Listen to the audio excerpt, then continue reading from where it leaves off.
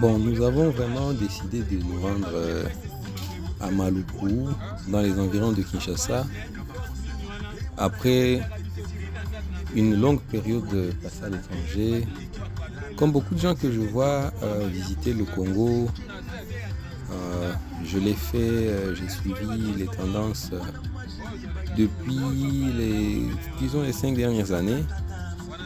Et puis voilà, j'ai vu des gens qui revenaient au pays en provenance de l'Occident en général. Des gens aussi qui revenaient, même pour quelques cas aussi, des gens qui revenaient des pays africains et qui retournaient au Congo après une longue période. Et je me suis inspiré de ces cas, ces différents cas, notamment des gens qui sont venus d'Afrique du Sud, du Kenya, du Congo-Brazza voisin même. D'autres qui sont venus du côté nord du continent, du Sénégal ou d'autres pays de l'Ouest africain, du Maroc aussi, de partout. Donc voilà, comme ça, des gens qui revenaient au pays pour diverses raisons. Certains qui venaient pour travailler, d'autres qui venaient pour le tourisme, certains qui venaient pour un petit séjour, d'autres qui venaient pour s'installer plus durablement. Donc voilà.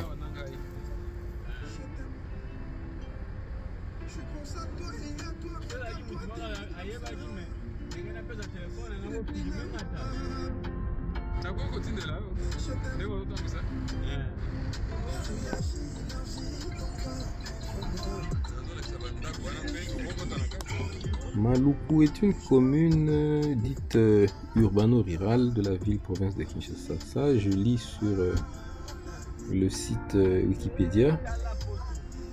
J'apprends que la commune a 7948 à peu près kilomètres carrés et qu'elle couvre 79% du territoire provincial sur la ville-province de Kinshasa. Nous sommes en train de nous rendre là-bas. Je n'ai jamais été là-bas. Moi, je ne suis pas un natif de l'ouest du Congo, encore moins de la ville de Kinshasa. Je ne suis pas un Quinois comme ici on appelle le local. J'apprends donc sur Wikipédia que Maluku s'étend au nord et à l'est de la province de la ville-province de Kinshasa, à l'issue amont du pôle Malébo, qui était anciennement appelé le pôle Stanley, et que donc apparemment c'est une région telle que j'ai vu,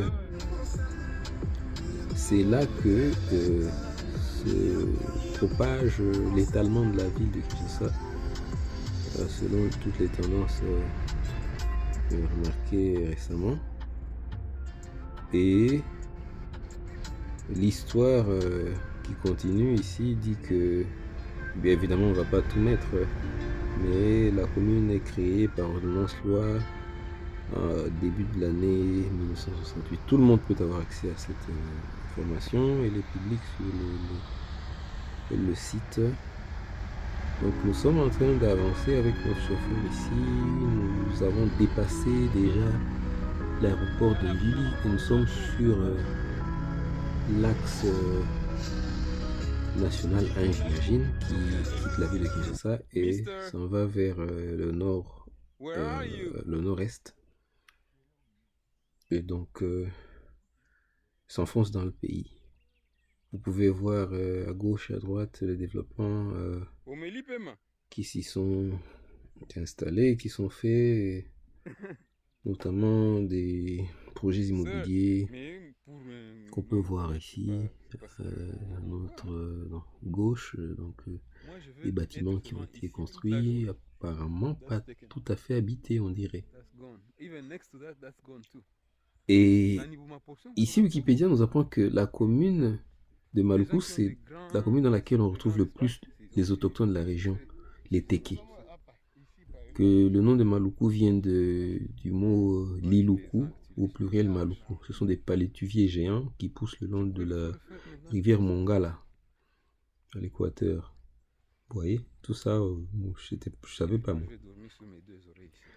Donc il y a beaucoup d'informations, je vous conseille d'aller lire sur le Wikipédia.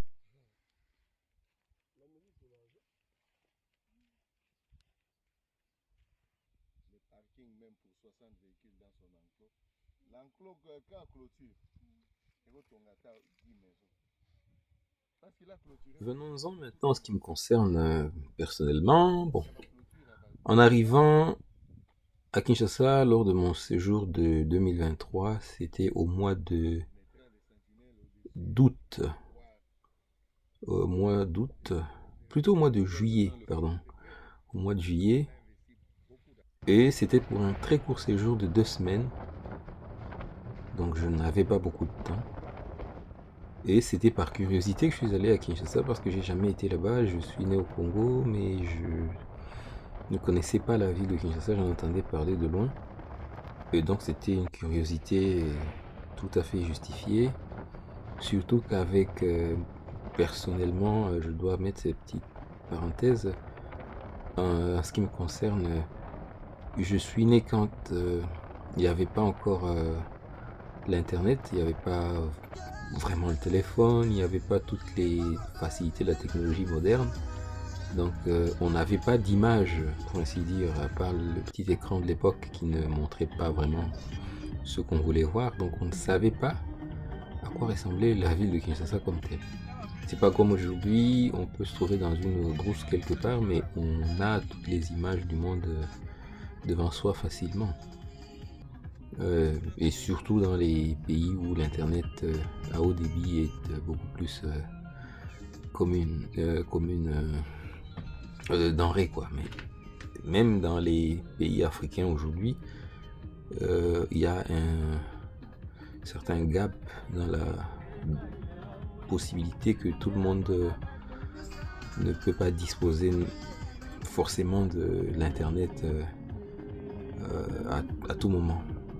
Donc voilà, cela posé, je veux dire, il faut bien retenir que ce que j'ai à raconter ici, dans ce bref aperçu, je l'ai également vu dans un espace très bref de 2 semaines de temps seulement. Donc ce ne sera pas des informations qu'il faut prendre comme provenant d'un expert ou de quelqu'un qui aurait vécu pendant longtemps dans cette contrée, quoi.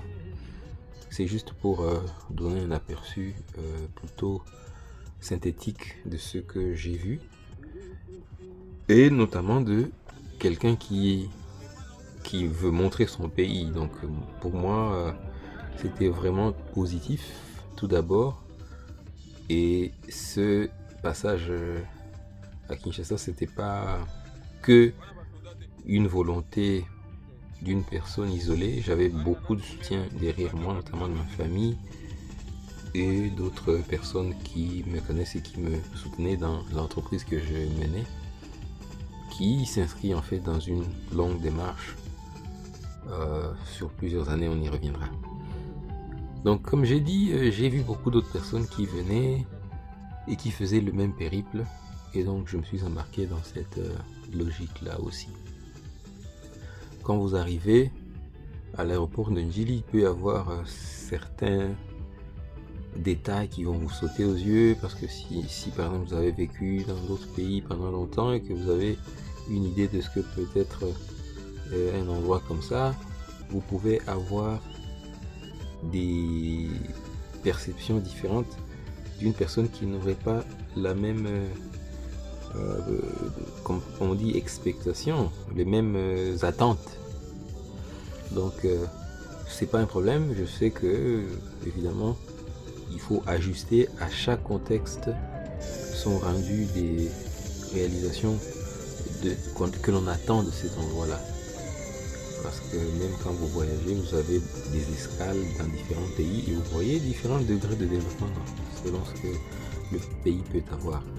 Nous connaissons tous le lourd passé historique de notre pays, avec tous les problèmes qu'il y a eu, avec les passés de guerre et de pillage systématique qu'il y a eu. Donc ça, je ne veux plus m'y apaisantir.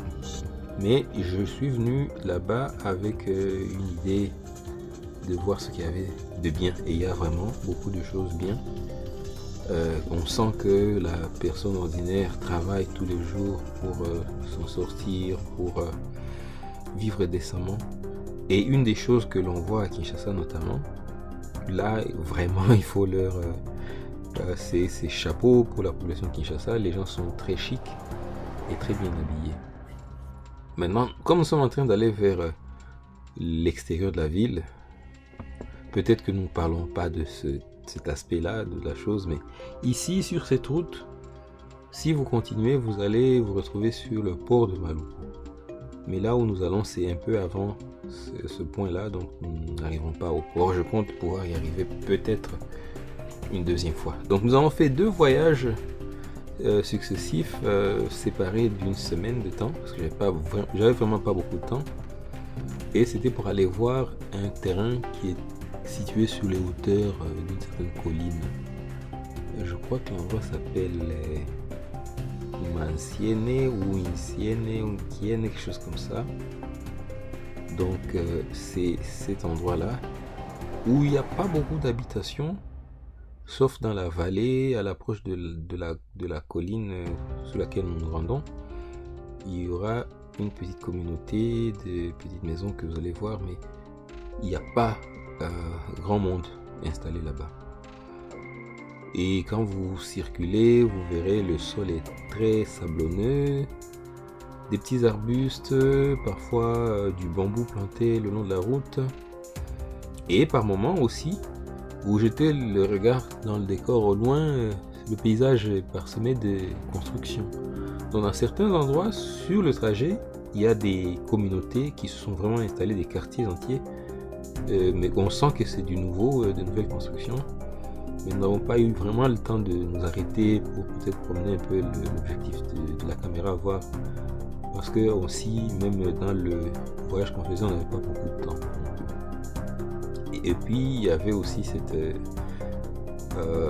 sobriété que nous avions sur les images que nous voulions emporter. Donc, nous ne mettions pas à filmer tout et rien. Nous étions un peu plutôt sobres et discrets sur notre documentation.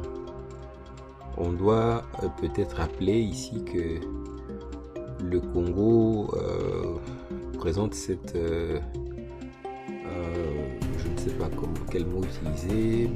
Bon, c'est un pays qui est toujours sous les médias, c'est un pays qui est chargé de beaucoup de narratifs différents. Et donc on parle d'instabilité politique, on parle de guerre, on parle de milices, de toutes sortes de choses, d'insécurité.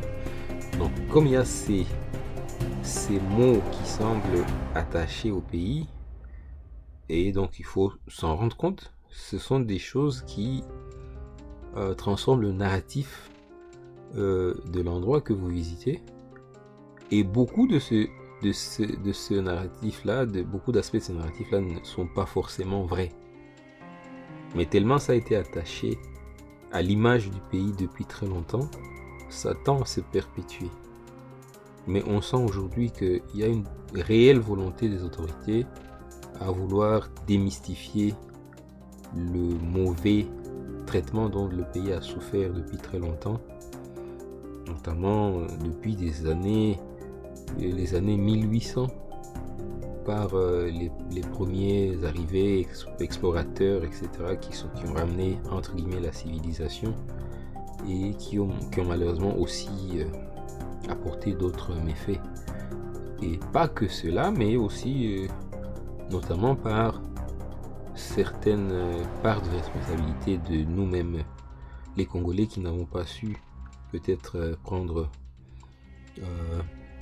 profit grands investissements, de grands, je ne veux pas dire investissements, de grands bienfaits de la nature, des grandes dotations que nous avons qui sont notre richesse et que peut-être nous n'avons pas su exploiter, tout simplement. Donc il y a de part et d'autre des responsabilités et je suis content que j'ai pu faire ce périple-là pour aller voir et pour m'imprégner également de l'esprit du pays, encore une fois, après une très longue durée. C'est un voyage initiatique en fait, bien qu'il a été bref, comme je le dis, que beaucoup de gens comme moi ont pu, beaucoup d'autres personnes ont pu expérimenter. Ça vous transforme, ça vous ouvre les yeux, vous rencontrez de nouvelles personnes. Surtout le grand décalage qu'il y a avec l'Occident quand on retourne dans les pays dits en développement ou pays non avancés, pays, je sais pas comment, tout ce qu'on peut dire, tiers-monde et tout ça. Le grand décalage, c'est en fait le contact humain.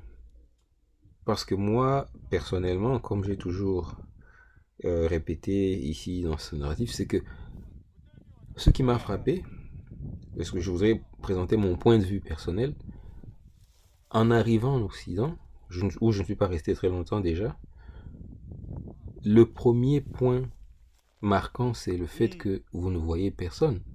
Dans le coin où moi je suis arrivé, en ce qui me concerne encore, c'est pas quelque chose qui englobe la totalité, la somme des expériences de tout le monde qui a été hors du continent. Mais pour mon cas, je n'ai vu personne hors des maisons, donc les rues étaient vides. Cette expérience, je suis sûr que le monde entier l'a connue quand il y a eu la pandémie de Covid-19. Les rues se sont vidées. Mais c'est ce que moi j'ai expérimenté en arrivant en Amérique du Nord, dans la communauté où je suis arrivé. Il n'y avait personne à l'extérieur et jusqu'à aujourd'hui, au moment où je fais cette narration ici, il n'y a personne à l'extérieur dans de cet endroit où je vis. Donc, je suis revenu de Kinshasa après ces 2 semaines passées là-bas. Maintenant, il y a un mois que je suis ici. Et c'est le même phénomène auquel j'ai dû m'habituer depuis longtemps parce que maintenant je sais que c'est comme ça ici. Alors quand vous allez en Afrique, vous atterrissez à l'aéroport et que vous rencontrez des gens et que même vous sortez de la ville de Kinshasa, vous sentez que c'est le même phénomène qui continue, même dans les contrées rurales comme ici. Au bord de la route, vous voyez des gens qui passent, qui circulent à pied ou qui sont dans un véhicule. Donc, je ne sais pas si c'est un problème de densité de la population ou c'est comme ça que le développement humain doit se mesurer par le fait qu'il n'y a pas de personnes vivantes à l'extérieur, hors des murs, hors des voitures. Ça, c'est un point que je voulais présenter comme ça, mais c'est vraiment une très grande différence entre l'Occident et les autres régions du monde où moi j'ai pu être. Et donc ici, vers Maluku, quand vous venez, vous voyez que vous avez une montée en altitude à partir d'un endroit qui s'appelle Kimpoko, où il y a un croisement de plusieurs routes, notamment 3 ou 4, je crois 3 branches de route. Quand vous arrivez en provenance de Kinshasa, et à cet endroit, je me suis rendu compte qu'il y avait des pancartes qui disaient Daipen. À cet endroit-là, il semblerait qu'il y a eu des projets, je pense, agricoles à l'époque de Mobutu, dans les environs, donc je n'ai pas eu beaucoup plus d'informations que ça. Et vous vous rendez vers votre gauche pour prendre la route qui continue vers Maluku. Et là-bas, progressivement, vous allez commencer à monter en altitude. Je crois que la condition de la route est tout à fait acceptable, en tout cas pour les standards africains. D'ailleurs, pour mon pays, où on peut dire que les routes ne sont pas très bonnes, celle-ci, elle est en excellent état. Quelques endroits pourraient le laisser à désirer avec des petites nids de poules, mais c'est pas aussi tragique que ça, donc la route elle est complètement correcte. Et cette route-là vous amènera jusqu'à un point où vous allez commencer à grimper sur la colline qui nous amène là où nous sommes en train d'aller. C'était juste pour vous dire que nous avons fait une sortie de la ville et nous l'avons fait pendant deux voyages. La première fois, nous étions venus sans vraiment nous préoccuper de la distance, mais la deuxième fois, nous avons dû nous armer d'une petite application sur le téléphone qui vous compte le kilométrage. Donc nous avons pu estimer la distance de Kinshasa jusqu'au point où nous allions, et c'est dans les 37-38 km de distance. C'était vraiment un voyage intéressant, et l'air qui est là sur les hauteurs, c'est vraiment l'air frais. Et une autre chose que j'ai remarqué, c'est qu'il n'y avait pas beaucoup de couverture boisée. L'air est frais en provenance du fleuve en contrebas, mais vous voyez les collines. Merci à tous, notamment au conseiller Ilunga et au chauffeur Emongo Jordan, à Papa Gontran et à tous ceux que nous avons rencontrés à Maluku, Dani, Pierre et les autres, à Yvette aussi. Merci à tous. Ainsi qu'au neveu de Papa Gontran. Également à tous ceux que je peux peut-être oublier, même également à Madame Ilunga qui est restée à la maison, et à Eri, la charmante Eri. Voilà, merci beaucoup.